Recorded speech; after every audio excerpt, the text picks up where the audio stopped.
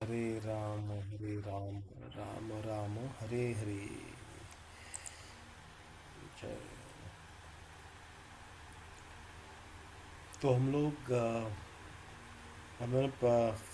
4.1 के आसपास पहुंचे। बेसिकली फोर्थ चैप्टर है, उसको तीन अलग पार्ट में डिवाइड किया है मैंने, मतलब फॉर सेक ऑफ और अंडरस्टैंडिंग उसको, बेस्ड ऑन कंटेस्ट। तो हम लोगों ने फर्स्ट चैप्टर किया जहाँ पे राम जी हनुमान जी को प्रेस करते हैं, वहाँ पे राम जी का लीडरशिप देखा। बाद में सुग्रीव ने कैसे राम जी को इनकरेज किया, वहाँ पे सुग्रीव का लीडरशिप को डिस्कस किया। और बाद में हनुमान जी के स्किल्स जो है वो वहाँ पे बताए गए थर्ड चैप्टर में। और उनकी सेना भी निकली थी फोर्थ चैप्टर में। तो वी विल कंटिन्यू डिस्कशन।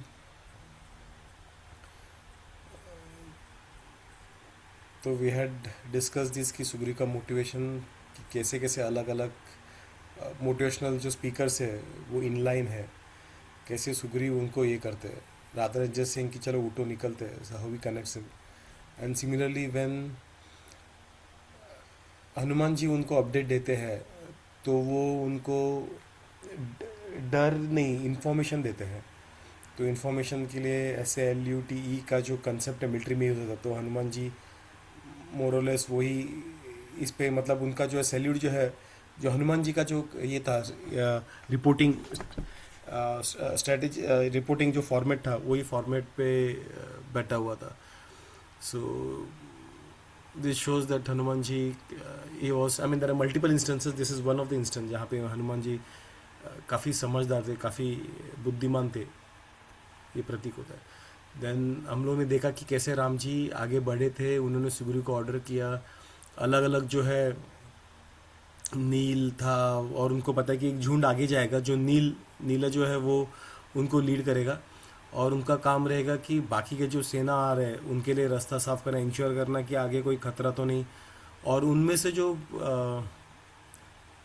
जो वीक थे, हालांकि सारे के सारे काफ़ी स्ट्रांग थे, लेकिन उनमें से जो वीक थे वो, उनका काम था कि फल और जो स्टॉक है, मतलब सबके लिए यथाशक्ति काम बांटा गया था। ऐसे नहीं कि ऐसे रैंडमली कुछ लोगों को अलग कर दिया और बोला ये तुम्हारा काम है, कुछ लोगों को अलग किया तुम्हारा काम है। बेसिस उनके जो कैपेबिलिटी है वो बेसिस पे उनको काम दिया गया है। सिमिलर टीम में भी, जब हम लोग टीम बोलते हैं, टीम में भी ऐसा सब एक बराबर नहीं होते, लेकिन जब काम बढ़ जाता है सबको सेम दिया जाता है और एक्सपेक्ट किया जाता है कि सारे के सारे लोग एक ही लेवल के काम कर पाएंगे। बट देन यहाँ पे, क्योंकि सबको एज्यूम किया था कि एक ही स्किल सेट्स है, बट यहाँ पे वापस राम जी का और सुग्रीव का काफ़ी अच्छा लीडरशिप क्वालिटी दिखाई देता है, जहाँ पे जिन कैपेबिलिटी के हिसाब से लोगों में काम बांटा गया था, और सारे अलग अलग कैपेबिलिटी के हिसाब से जब ये सब एक साथ आते हैं तो वो एक टीम वर्क हो जाता है। टीम वर्क ये नहीं कि सारे लोग एक साथ आए और काम को ऐसे ही डिवाइड कर दिया रैंडमली, और कि ये टीम वर्क एक्चुअली वो होता है। ये मेरे एक एग्जाम के वक्त भी मैंने पढ़ा था कि कैपेबिलिटी स्किल सेट्स के हिसाब से जब काम बांटा जाता है और जब वो काम एक साथ आता है और उसको उसको जब वो टाई किया जाता है, तो वो एक्चुअल टीम वर्क है और वो मैनेजर का एक्चुअल काम है, ना कि सिर्फ अरे ये काम आ गया चलो तू कर ले, ये काम आ गया तू कर ले। स्किल सेट के हिसाब से उसको बांटा जाता है। तो मैनेजर को पता रहना चाहिए कि किसका क्या स्किल सेट है, कैसे क्या है करके काम को कैसे डिवाइड सेग्रीगेट कर सकते हैं। तो यहाँ पे ऑलरेडी वो क्वालिटी दिखाई दे रहा है। और राम जी उनको अलग अलग जो साइंस है, रेड साइंस, उनके बारे में बता रहे कि कैसे राक्षस पानी में जहर मिला सकते हैं, सरप्राइज अटैक आ सकता है। तो उनको उनको पॉइंटर्स दे रहे कि कैसे कैसे संभाल के रहना है करके। अभी यहाँ से कंटिन्यू करेंगे। अभी जो आर्मी थी उनके फॉर्मेशन के बारे में यहाँ पे बताया गया है। ऑर्गेनाइज था, वानर थे लेकिन ह्यूमन से भी काफ़ी ऑर्गेनाइज थे। ये जो वानर थे अनगिनत थे, वो लोग वो प्रॉपर डिसिप्लिन में आगे जा रहे थे। और उनका जो फॉर्मेशन था, वाल्मीकि जी कहते कि ऐसा लग रहा था कि जैसे समुंदर में बड़ी लाट जो आती है तट की तरफ, तो उस तरीके से उनका वैसा वो लग रहा था फॉर्मेशन, एक के बाद एक उन्होंने किया था। तो ऋषभ करके जो था वानर, जो राइट विंग जो है उसका वो लीडर था। और वो जो वानर जो कूदते हैं उसमें वो काफ़ी माहिर था, उसमें वो सबसे लंबा कूद सकता था, लंबा ऊंचा। वो राइट विंग का लीडर था ऋषभ। बाद में गंधमदन करके था, वो हाथी जैसे काफ़ी काफ़ी पावरफुल था और युद्ध में उसे हराना मुश्किल था। तो वो लेफ्ट विंग का, तो लेफ्ट फ्लैंक का वो लीडर था। सेंटर में राम जी कहते हैं कि वो स्वयं हनुमान जी के शोल्डर में बैठ के वो चलेंगे। तो हम लोग जो फोटो देखते हैं जहाँ पे राम जी हनुमान जी के शोल्डर में बैठे, तो ये वाला वो सिनेरियो है जहाँ पे हनुमान जी के शोल्डर में राम जी बैठ के आगे बढ़ते हैं। और सेंटर में जब यहाँ से राम जी सबको एनकरेज करते रहेंगे, सारे ध्यान दे, सब पे ध्यान क्या बोलते हैं उसको, उनका ध्यान लगा रहेगा सब पे। और अगर कुछ डिसीजन लेना है तो सेंटर से लेना इजी हो जाएगा, तो सेंटर से वो प्रेरित कर रहे थे। और वाल्मीकि जी कहते हैं कि जब राम जी हनुमान जी के कंधे पे बैठ के चले तो ऐसा लग रहा था जैसे कि इंद्र जो है वो ऐरावत, उनका जो हाथी है, उसके ऊपर बैठ के वो चल रहा है। लक्ष्मण जो थे वो उनके साथ ही थे, वो अंगद के कंधे पे बैठे थे लक्ष्मण। और जैसे ये इंद्र ऐरावत के ऊपर बैठे से लग रहे थे राम जी, वैसे लक्ष्मण लग रहे थे कुबेर जो है वह सार्वभौम, उनका जो हाथी है उसके कंधे उसके ऊपर बैठ के चल रहे, ऐसा लग रहा था। तो राम जी हनुमान जी के ऊपर और लक्ष्मण जी अंगद के ऊपर। ठीक है, तो आगे का नीला देखा था हम लोगों ने, राइट की तरफ ऋषभ था, लेफ्ट की तरफ गंधा मंदन था, सेंटर में राम जी लक्ष्मण थे। पीछे की तरफ जो था वो जामवन था, जो असवल का राजा था। तो उसमें सुशेना और वेगदर्शी करके थे, उनको पीछे का जो पार्ट था, तो हम लोग देख सकते हैं कैसा लग रहा था। तो आगे एक टुकड़ी था, राइट में एक था, लेफ्ट में था, पीछे था, और बीच में राम जी लक्ष्मण जी वहाँ पे सब थे, सुग्रीव। तो सुग्रीव राम जी के कमांड के हिसाब से सुग्रीव उनके सेना को वो आगे कमांड पास कर रहे थे। तो सारे के सारे सेना जो थे वो एक साथ आगे बढ़ने लगे।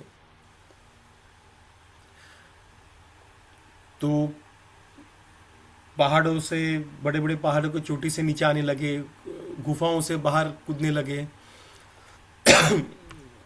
जंगल से, पेड़ों से, सबसे वो वानर थे, सारे वानर बाहर आ गए। और सारे वानर काफी एक्साइटेड थे युद्ध के लिए, उनमें ऐसा थोड़ा भी टेंशन लग रहा, सारे एक्साइटमेंट थे और काफी बड़े तालाब में थे।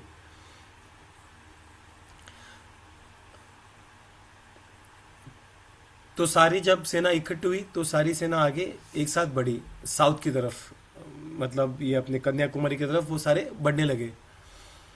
और हजारों करोड़ों के तालाब में थे जो उन्होंने उनको घेरा रखा था राम जी को, और वो सब एक साथ चल रहे थे।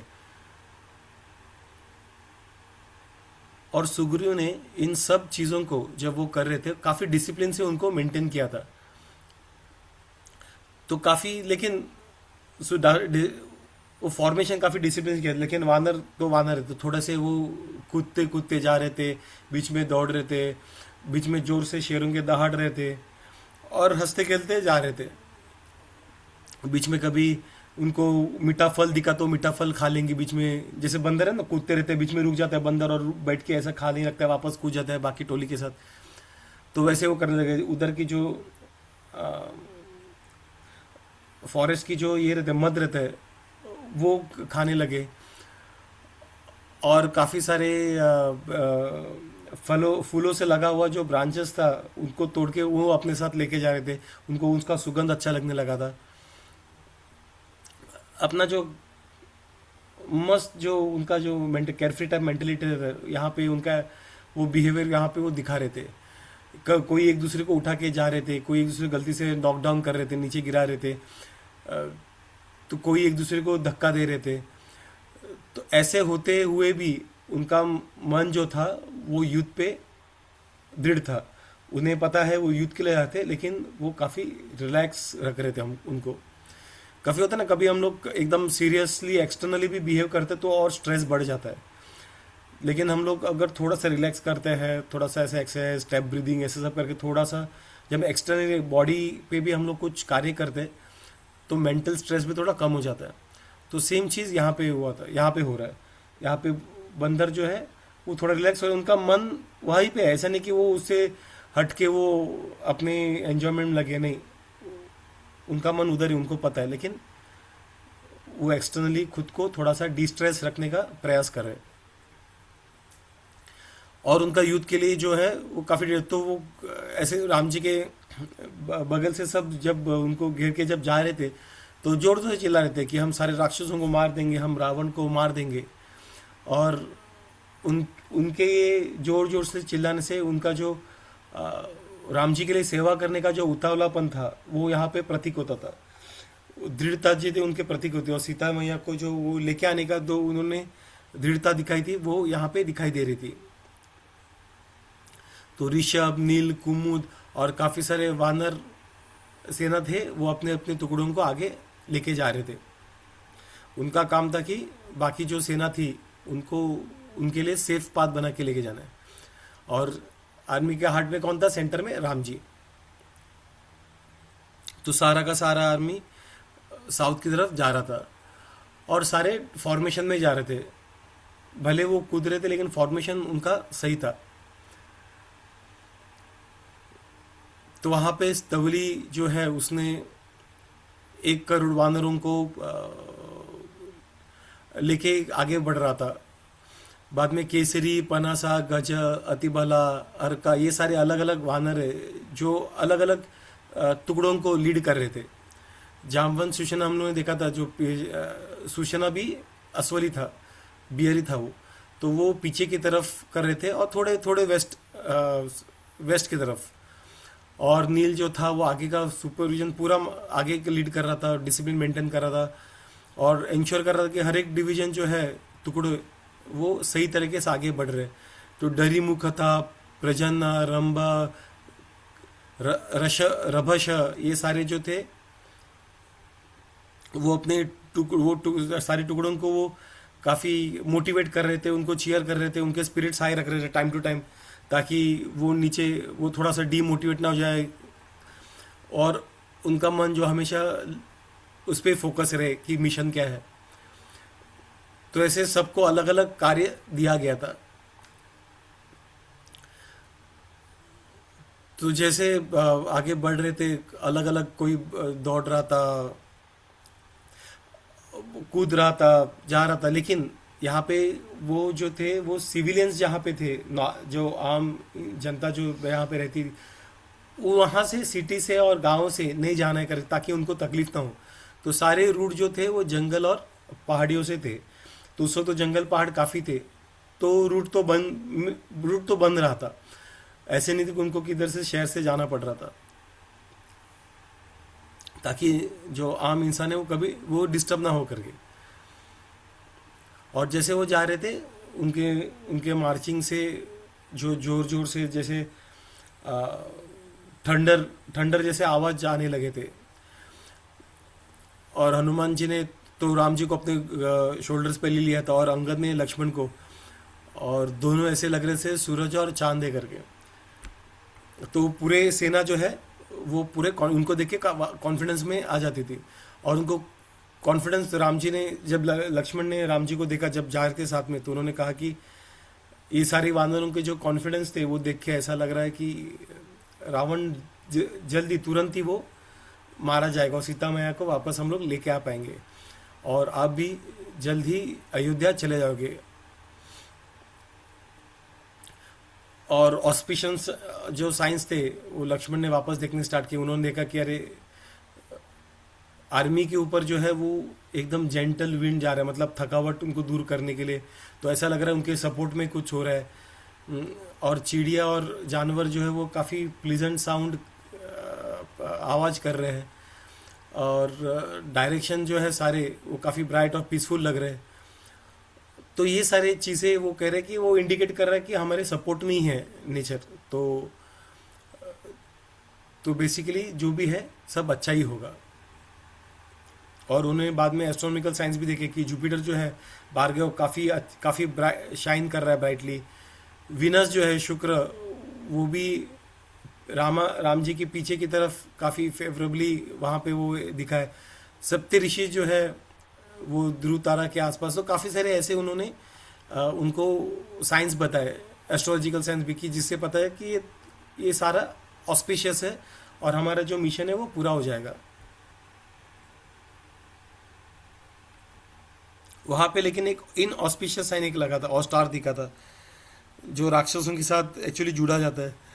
लेकिन वो कहते हैं कि लेकिन वो कहते हैं लक्ष्मण जी कहते हैं कि लेकिन वो तारा रावण के लिए है, ताकि उसका उसका जो डिस्ट्रक्शन है वो आ जाएगा। और लक्ष्मण जी कंटिन्यू करते कि नेचर कैसे उनको सपोर्ट करे, पानी काफ़ी प्योर है, रिफ्रेशिंग है, फ्रूट्स में काफ़ी सॉरी वन में काफ़ी फ्रूट्स है, काफ़ी जूसी फ्रूट्स है। तो ये सारे साइन बेसिकली ऐसा लग रहा है कि सब लोग सपोर्ट कर रहे हैं राम जी को। और उनके जो वेल ऑर्गेनाइज जो उनके ये थे वानर थे, वो देवताओं की जो सेना थी उससे कंपेयर करते, कैसे वो तरह का राक्षस के खिलाफ जब लड़ रहे थे तब कैसे वेल ऑर्गेनाइज थे, तो वैसे अपनी सेना भी वेल ऑर्गेनाइज है करके। और उनकी जो सेना थी वानर सेना, बहुत सारे पहाड़ों के, हम लोग करोड़ों में बात करें तो बहुत सारे पहाड़, बहुत सारे जंगल से फैले हुए थे। कि ऐसे नहीं कि जो टुकड़ा जा रहा है ऐसे एक साथ एक छोटे से जंगल से, एक साथ बहुत सारे पहाड़ के ऊपर उनकी सेना एक टाइम पे मौजूद रहती थी। इतना इतने वानर वहां पे थे।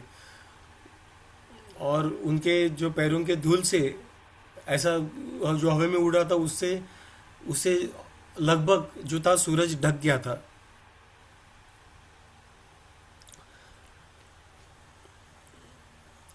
तो जैसे जैसे जा रहे थे वैसे वहाँ पे जो लेक्स में पानी जो है, जो फल है, वो सारे एंजॉय करते जा रहे थे।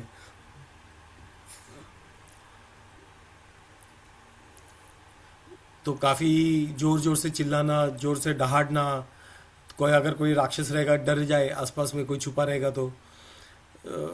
और जैसे कूद रहे थे, बीच में कोई डाली टूट जाए, कोई क्रीपर टूट जाए, तो उस तरीके से वो आगे बढ़ते जा रहे थे। तो यहाँ पे वाल्मीकि जी और वर्णन करते कि कैसे क्या वहाँ पे जो हनी बीज थे, कैसे वो वहाँ पे गुनगुना रहे थे, और माउंटेन पे जो मिनरल्स होते हैं वो कैसे स्पार्कल कर रहे थे। अलग अलग कलर के जो डस्ट रहते हैं वो उन्होंने वानरों को कवर कर दिया जैसे आगे बढ़ रहे थे। तो काफ़ी और सुंदर दृश्य लग रहा था। तो और जो वन था वहाँ पे, और जो हाइनास थे, असवल थे, भालू थे, वो सारी चीज़ें थे। और अलग अलग जो लोटस वहाँ पे दिख रहे थे, अलग अलग बर्ड्स थे। तो ये सारी चीज़ें जो थे कि किस तरह से वहाँ पे निसर्ग कितना सुंदर लग रहा था जैसे जा रहे थे, ये सारी चीज़ वाल्मीकि जी उनको डिस्क्राइब करते।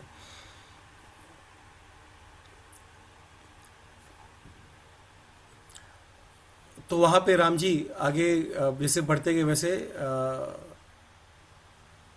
सहाया और मलाया करके जो पहाड़ थे उनको पार करने के बाद वो महेंद्र पर्वत की तरफ वो गए।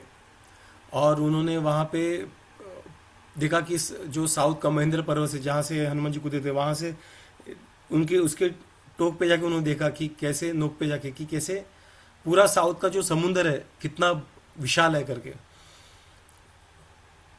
और समुंदर काफ़ी बड़ा लग रहा था और दिख रहा था कि काफ़ी मछलियाँ थे, काफ़ी सारे कछुए थे वहाँ पे दिखाई दे रहे थे। तो ये दृश्य देख के राम जी को उनका जो फाइनल ऑब्स्टिकल, जो फाइनल जो उनका पड़ाव था जो पार करने के लिए सीता मैया को उनसे दूर रख रहा था, वो पड़ाव क्या रहे उनको उनको याद है कि हाँ, ये समुंदर जो है जो वही अभी एक रुक के रहेगा। अब तक तो हम लोग पहुंचे सब बराबर से। तो पहाड़ से नीचे उतरने के बाद लक्ष्मण के हाथ और सुग्रीव आगे बढ़े समुंदर की तरफ, और सारी वानर सेना उनके साथ आगे बढ़ी। तो वहाँ पे उन्होंने सब लोग देख रहे थे, टहल रहे थे कि कैसे कितना बड़ा वो समुंदर है। तो राम जी ने सुग्रीव को कहा कि अभी समय आ चुका है कि जो उन्होंने पहले डिस्कस किया था, काफ़ी जो प्लान्स थे उसको एग्जीक्यूट करने का अभी समय आ चुका है। अभी समुंदर पार करने के लिए एक प्लान बनाना ज़रूरी है, क्योंकि जब तक कोई रास्ता बनता नहीं है जो क्रॉस करने के लिए, तब तक सारे वानर सेना वहाँ पे आ नहीं सकते। तो मुझे प्रैक्टिकल सॉल्यूशन चाहिए उसके लिए। तो अभी सिर्फ ये इम्पोर्टेंट नहीं कि कैसे आगे बढ़ना है, ये भी इम्पोर्टेंट है। राम जी कहते हैं कि कैसे सुरक्षित सारे वानरों को उधर लेके जाना है, क्योंकि ये समुंदर है, समुंदर में आपने देखा रहेगा कि कैसे कैसे बड़े बड़े लाटे आते हैं, वेव्स आते हैं। तो सारे वेव्स क्या करते हैं, किसी को खींच के लेके जा सकते हैं अंदर। तो इसलिए सबका सेफ्टी भी ज़रूरी है, सारे बंदरों का सेफ्टी भी काफ़ी ज़रूरी है। तो अभी के लिए क्या करते हैं, राम जी सुग्रीव कहते हैं कि अभी के लिए सारे जो सेना है उनको यही समुद्र के तट पे वहाँ पे कैंप बनाना स्टार्ट करते हैं। डिसिप्लिन काफ़ी इम्पोर्टेंट है, और ज़रूरी है कि कोई वानर मेन कैंप छोड़ के कहीं नहीं जाएगा बिना परमिशन का, क्योंकि उनके लिए खतरा हो सकता है, क्योंकि एरिया काफ़ी डेंजरस है, खतरे से भरा हुआ है। इसलिए विजिलेंट रहना, अटेंटिव रहना काफ़ी इम्पोर्टेंट है, और अलग अलग जगहों पे गार्ड्स को रखना काफ़ी ज़रूरी है। तो सुग्रीव और लक्ष्मण जो है सारा जो कैंपिंग करने के लिए सब जगह पे ऑर्गेनाइज करने निकल जाते हैं, और वो सारी वानर सेना वहाँ पे अलग अलग पेड़ों में, समुद्र तट पे, सब जगह फैल जाते हैं। उनका अभी सबका, वानरों का भी एक ही अभी उद्देश्य है, कैसे समुंदर पार करके लंका पहुंचे। समुद्र की आवाज़ भी काफ़ी जोरों से आ रही थी, और वानर सेना भी उससे जोरों से चिल्ला रहे थे। तो ऐसा लग रहा है, प्रतीक कर रहा था जैसे दोनों में कंपटीशन है कि किसकी आवाज़, किसकी दहाड़ने की आवाज़ बड़ी है, समुंदर की या वानरों की। तो उस तरीके से, और उसमें जो 3 टुकड़ी थी सेनाओं की, वो फुली प्रिपेयर थी राम जी के मिशन के लिए। अब यहाँ पे पहुँच तो गए, लेकिन सब वही सोचे थे कैसे समुद्र पार हो जाए, लंका कैसे पहुँचे। उनमें उत्साह तो थी, लेकिन अभी ये समझ नहीं रहे कि उत्साह आगे मतलब उसको अंजाम कैसे पहुँचाए करके।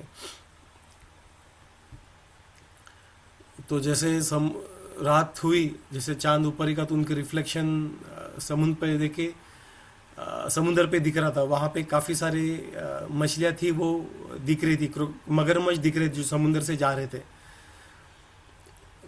काफ़ी बड़े बड़े जो सर्प है, सांप है काफ़ी बड़े, जिनके सर पे मणि लगा हुआ है, वो वहाँ पे दिखाई दे रहे थे जो जा रहे थे। और इस तरह से काफ़ी अलग अलग जो काफ़ी डरावने और जो खतरनाक जो ये थे, पानी में रहने वाले जानवर थे, वो वहाँ पे दिखाई दे रहे थे। तो शार्क सब वहाँ पे दिखाई दे रहे थे, मगरमच्छ। जो लहरें थी समुद्र की एक दूसरे का जब टकरा रही थी, तो और जोर से आवाज़ दे, जैसे मानो कि जैसे युद्ध का जो वॉर क्राई रहता है, उस तरह से वो चिल्ला रही थी। तो ये सब देखते हुए वानर सोच रहे थे सब कि इतना बड़ा समुंदर, ऐसे बड़े बड़े उसमें लहरें थे, समुंदर के अनगिनत उसमें अलग अलग जो काफ़ी खतरनाक थे, वैसे वहाँ पे सारे जीव थे। ऐसे इसमें कैसे पार किया जाएगा, कैसे हम लोग पहुँच जाएंगे, ये काफ़ी मतलब कुछ सॉल्यूशन सूझ नहीं रहता कि कैसे किया जा सकता है।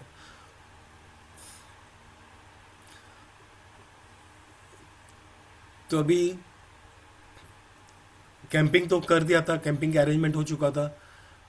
विविध और महिंदा करके जो वानर थे, जो वापस लीड पोजीशन पे जो थे, वो सारे डायरेक्शन में अपनी टोली के साथ गार्ड कर रहे थे, इंश्योर करने की कोई शत्रु अटैक न करे करके।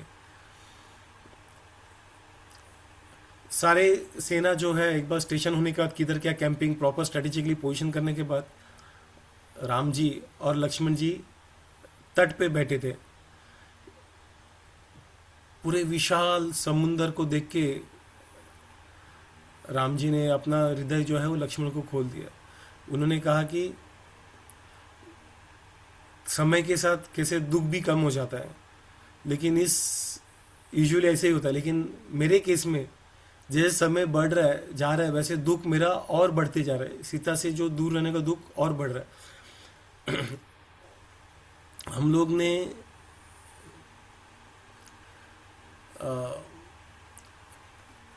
उनके पहले जो हम लोग ने जो ये देखा था, क्या कहते हैं उसे, आरण्य कांड से लेके तब से वो जो दुखी है, युद्ध सुंदर कांड खत्म हो गया, युद्ध कांड आ गया, फिर भी राम जी जो है वो अभी भी सीता को उतना ही मिस करे, उतना ही उनके लिए रो रहे, तड़प रहे। यूजुअली क्वेश्चन क्या आता है कि राम जी ने जो सीता मैया को छोड़ दिया है वो कैसे व्यक्ति है करके, लेकिन डिसीजन कभी कभार अपने इमोशंस के ऊपर किया जाता है, स्पेशली लीडरशिप पोजीशन पे। तो वो चीज़ हम लोग बाद में डिस्कस करेंगे, लेकिन मैं इसलिए ये पॉइंट निकाल रहा हूँ क्योंकि यहाँ पे हम देख रहे हैं कि कैसे राम जी सीता मैया से कितने कितने अटैच रहे, कितने उनके बारे में बार बार सोच रहे, उनसे दूर होने के लिए वो दूर होने से वो कितना तड़प रहे, बार बार रो रहे हैं। कितना इंस्टेंसेस देखा हम लोग जहाँ पे राम जी कंटिन्यूसली रो रहे हैं। राम जी का इमोशन जो था काफ़ी स्ट्रांग है सीता मैया के लिए। ऐसे होने के बावजूद भी लास्ट में जो उत्तरकांड में जो यहाँ पे कैसे सीता मैया को छोड़ना पड़ रहा है, ये चीज़ काफ़ी सिंपल है। अगर किसी चीज़ की वजह से, जैसे मिलिट्री जो लोग रहते हैं वो अपने बच्चे का डिलीवर हो रहा है, वहाँ पे उनकी बीवी प्रेग्नेंट है, बच्चे का डिलीवरी हो रहा है और बच्चा डिलीवरी रूम में है, वाइफ रो रही है, बच्चा को भी आ सकता है, लेकिन उनको अगर कॉल आ जाए तो वो नहीं कह सके, अगर बॉर्डर पे शत्रु ने अटैक किया तो ये नहीं कह सकता कि अरे मेरी बीवी प्रेग्नेंट है, मैं नहीं आ सकता करके। उन्हें ड्यूटी करना पड़ता है। इसका मतलब ये नहीं कि उनको अपने पत्नी की तरफ और बच्चों की तरफ होने वाले बच्चे के लिए कुछ लगाव नहीं है। जैसे कोई भी काफ़ी उत्साह रहता है, काफ़ी एंग्जाइटी में रहता है जब ऐसे डिलीवरी के बाहर खड़े रहते हैं, जब लोग, वो उनमें भी है, वो इमोशंस उनमें भी है, लेकिन ड्यूटी के लिए, एक ड्यूटी जब होता है, एक रेस्पॉन्सिबिलिटी जब रहता है, तब ये सारे इमोशन को कभी कभार दबाने पड़ते हैं। लेकिन उसको हमें ये नहीं गलत समझना है कि इमोशंस नहीं है, वो इंसान गलत है, कितना कितना दुष्ट है वो इंसान कि अपने बीबी को छोड़ के जा रहा है लेबर में और उधर ड्यूटी उधर जाके बैठा है बॉर्डर पे। तो ये सोचना गलत है। यहाँ पे भी जब सीता मैया क्या होता है तो वहाँ पे भी ऐसे ही सिमिलर सिचुएशन है। और हम देख रहे हैं कि किस तरह से अगर कोई साधारण मनुष्य होता आज के डेट में पत्नी को अगर किडनैप होता तो शायद वो थोड़ा टाइम रोके अपने लाइफ में वापस लग जाता था। लेकिन यहाँ पर हम देख रहे हैं कि काफ़ी महीने गए, यहाँ पे काफ़ी महीने बीत गए, काफ़ी साल बीत गए, और फिर भी राम जी का जो इमोशंस है अभी भी वैसे ही है। और वो अपना हृदय जो अभी लक्ष्मण को कह रहे हैं कि जैसे समझ आता है दुख कम हो जाता है, लेकिन मेरे केस में जैसे समझ आ रहा है दुख बढ़ते जा रहा है करके। सीता के लिए जो है मेरा जो तड़प है वो कम होने का नाम ही नहीं ले रहे। और ये इसलिए नहीं कि सीता मैया काफ़ी दूर है और या फिर उसको सिर्फ अगवा किया गया है करे, लेकिन ये उसको ये डर जाता है कि जैसे सीता मैया वहाँ पे दुख में झेल रही है, वो उसे और समय में और दुख झेलना पड़ रहा है। वो सोच के उसे उसे उनको काफ़ी दुख लग रहा है राम जी को, तो उसे उनसे दूर है, वही एक रीज़न नहीं है। या फिर उनको अगवा किया, ये रीज़न भी है कि सीता मैया वहाँ पे तड़प भी रही है, दूर भी है लेकिन तड़प भी रही है। और वो सोच के जैसे समय और बीता जा रहा है वो सोच के उनको और दर्द हो रहा है।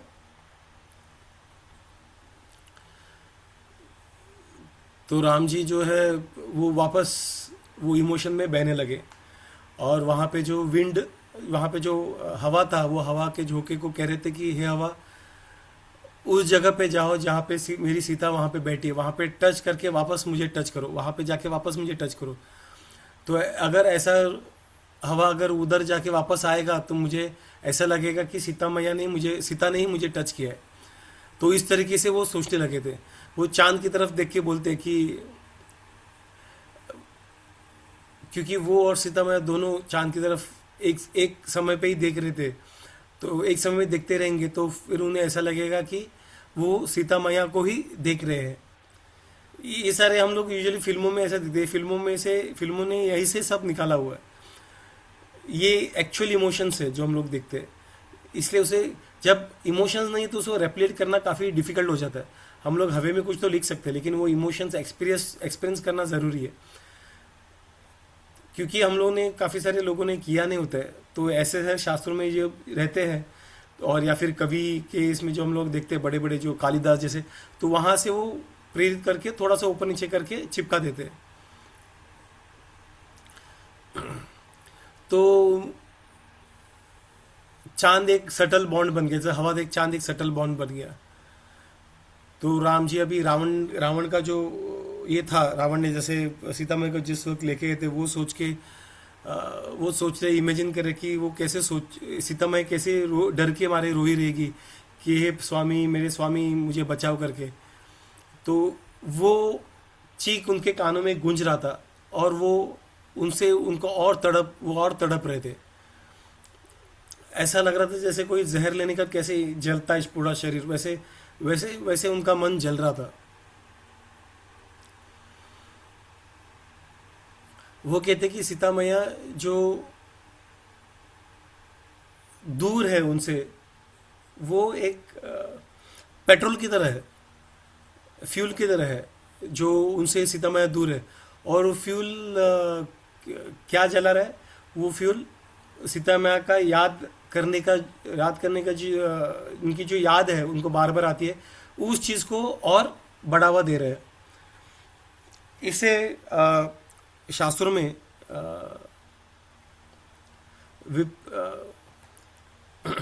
शास्त्रों में कहा जाता है कि जो भाव है, जहाँ पे हम लोग किसी से दूर होते हैं, तो उस भाव को, वो उस भाव से जो प्रेम है वो और बढ़ जाता है। तो ये इसे विप्रलंब भाव कहते हैं, जो बेसिकली सेपरेशन से होता है। और यहाँ पे भी वही है, यहाँ पे विप्रलंब भाव जो है वो राम जी जो है सीता मैया से उनसे दूरी महसूस करते, सीता मैया भी राम जी दूर करके वो और तड़पते हैं।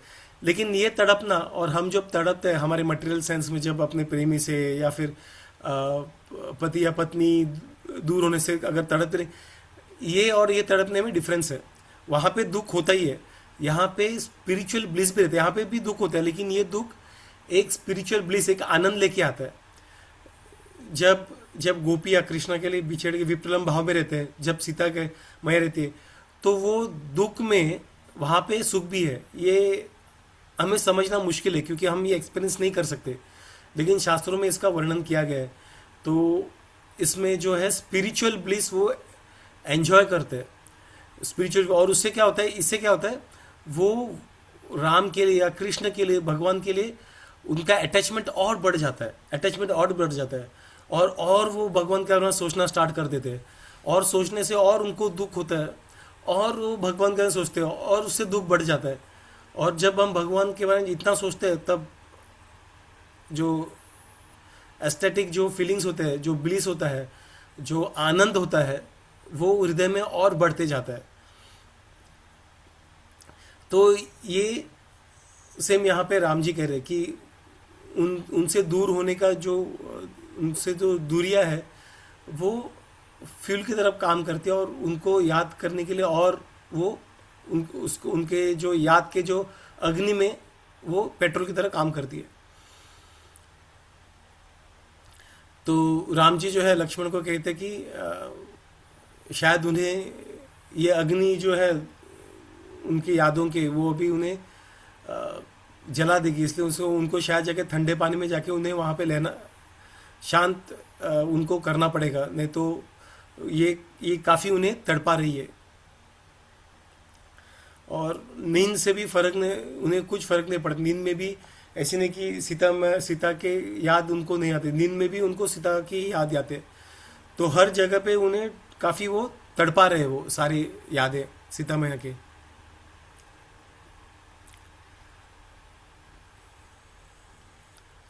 सिर्फ एक ही होप है कि राम जी कहते कि वो और सीता मैया इसी सेम पृथ्वी पे वो खड़े हैं। इससे उनको बड़ा होप है कि ठीक है, सिर्फ समुंदर से दूर है लेकिन एक ही पृथ्वी शेयर कर रहे हैं, तो वो उनको कुछ भी कर लेके आ सकते हैं।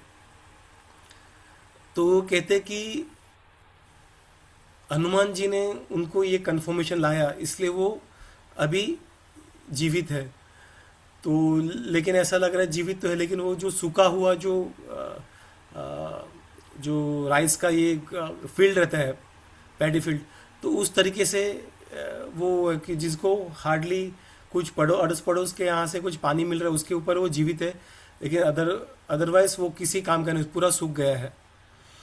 तो उस तरीके से सीता मैया जीवित है, ये थोड़े से पानी से वो स्वयं जीवित है, उस सूखे हुए घास फूस की तरफ उनकी हालत है, पैडी फील्ड की तरफ। तो अभी सोच रहे कि कैसे अभी रावण को हरा जाए और कैसे सीता को रेस्क्यू करके वापस वो उनको देख सकते हैं।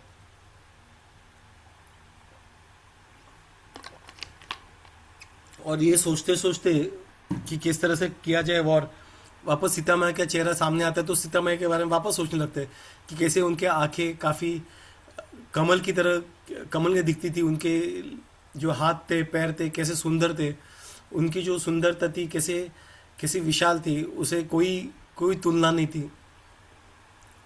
और ये सोचते हुए वो देखते हैं कि कैसे वो कब वो पल आएगा जब वो सीता मैया के सामने जाके अपने हाथों से सीता मैया के चेहरे को पकड़ेंगे, उनका चेहरा ऊपर करेंगे और उनको प्यार की तरफ देखेंगे और उनको चूमेंगे। तो ये सारी चीज़ें वापस वॉर देखते देखते वापस राम जी सीता मैया के बारे में सोचने लगे। ये चीज़ें सारी इंपॉर्टेंट है, यूजुअली लोग ये चीज़ें देखते नहीं, लास्ट में जम करते और बोलते कि राम कैसे करके, लेकिन क्या इमोशंस है उनको सीता मैया के लिए, कितना प्रेम है यहाँ पे दिखाई देता है। वो एक्सप्रेस करते हैं लक्ष्मण को कैसे वो सीता मैया को अपने हृदय से लगाना चाहते हैं, कितना उतने उसके लिए तड़प रहे करके।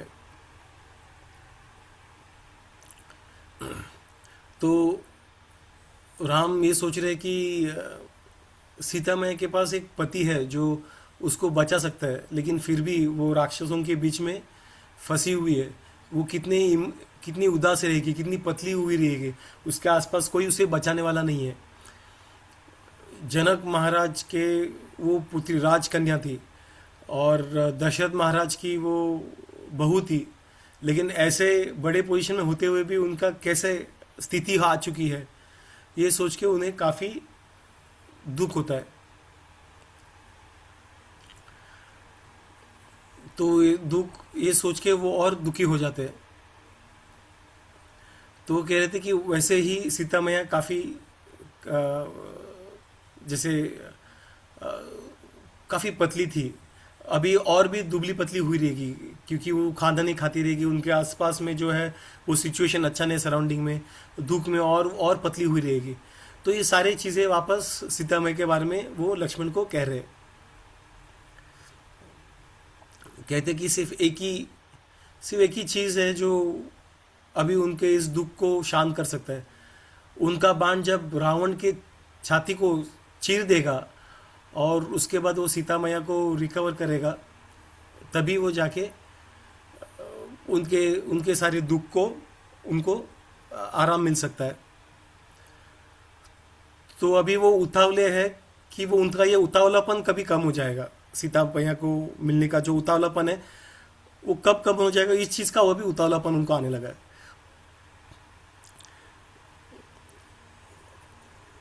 और ऐसे सोचते सोचते वो उन्होंने अभी वो लेवल पे पहुंच गए जहाँ पे उन्होंने सीता मैया को रेस्क्यू कर लिया।